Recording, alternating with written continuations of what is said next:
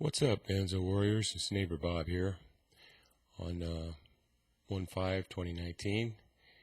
And today I'd like to go into the topic of what I believe to be the very worst part of benzo withdrawal from having went through it myself. And that to me is the word relentless. It is absolutely relentless. If you look at some of the definitions for that word: persistent, constant, continuous, non-stop, never-ending, unabating, interminable, incessant, unceasing, endless, unending, harsh, grim, cruel, severe, strict, remorseless. All these fit what you're going through when you're going through a benzo withdrawal. I talk to so many people now that are going through benzo withdrawal, having very, very tough times. I talked to a lady the other day. She can't understand why she was on benzos for 5 months, and she's 16 months out and still having terrible benzo withdrawal symptoms surfacing. I believe that benzo, when you take benzos, they have depressed your nervous system, have hammered your nerve receptors down so bad over the years. It's hard to believe that I felt pretty good when I was on 2 milligrams of Klonopin for 13 years. I mean, I could function. I didn't sleep that great. I felt kind of numb. But it's hard to believe that it took like a year and 9 months from the time I quit taking the last one to regain my health. And during that time, I think that's the worst part to me, is the relentlessness of it. It just is nonstop. And if it does stop a little bit for people that get windows, I didn't get windows, but for people that get windows, if it stops a little bit and you think, oh, it's getting better, and then it comes here, it comes again, it's just unrelenting. It just won't give up.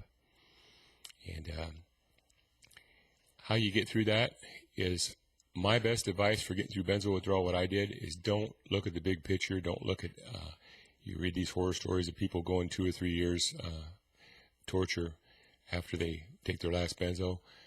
Some people heal, and some people don't have any trouble. They stop taking them and they're fine. So this is not for everybody, but people that, I'd say 85% of the people from what I read on Dr. Ashton's site have protracted benzo withdrawal. It's a lot more than they say it is.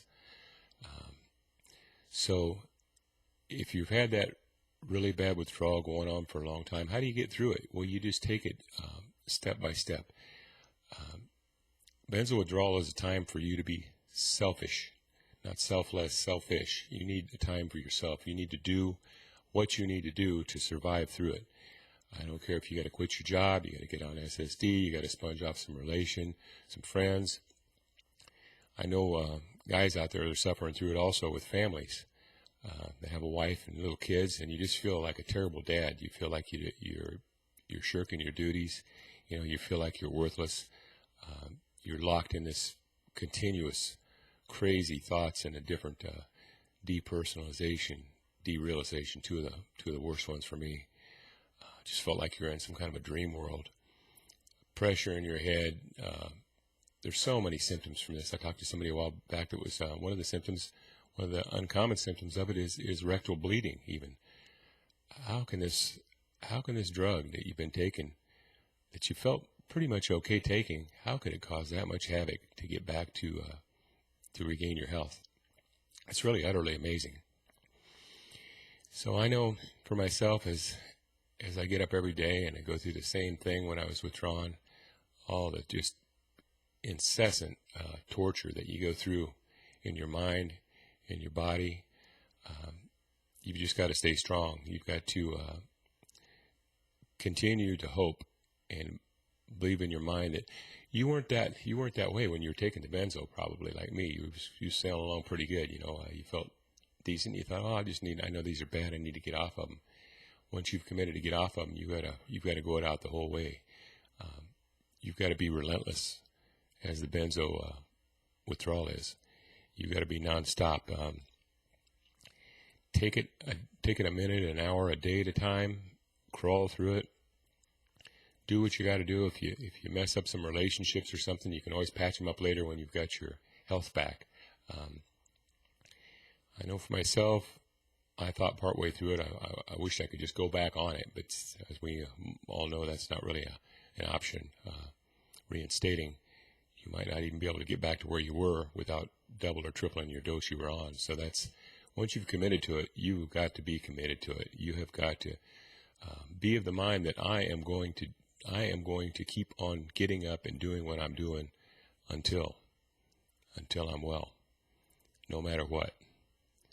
So you just got to be committed to it.